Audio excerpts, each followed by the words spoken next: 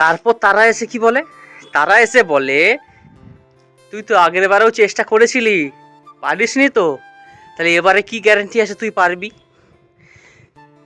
আরে দাদা, একটা কথা তুমি আমায় বলো, বারবার চেষ্টা না করলে কি কোনো কাজ হয়? ভালো কাজ তো হয় না চেষ্টা না করলে।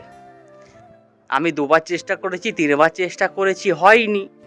আরও একবার চেষ্টা করব, আরও একবার চেষ্টা করব, আরও একবার চেষ্টা করব, চেষ্টা করেই যাব। চেষ্টা না করে তুমি কি ধানটা ভাঙছো? আর আমি বারবার চেষ্টা করলে আমার কি পদের ল্যাজ গজি যাবে? কিছু হবে না তো।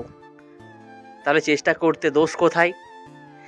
আর এভাবে চেষ্টা করতে করতে করতে করতে যদি 5বারের 1বার আমি আমার নিজেকে প্রমাণ করতে পারি, তাহলেই তো ব্যাস সব হয়ে গেল। আর তো বলার কিছু নেই দাদা। তাহলে ফালতু উল্টো পাল্টা বলতে এসো না।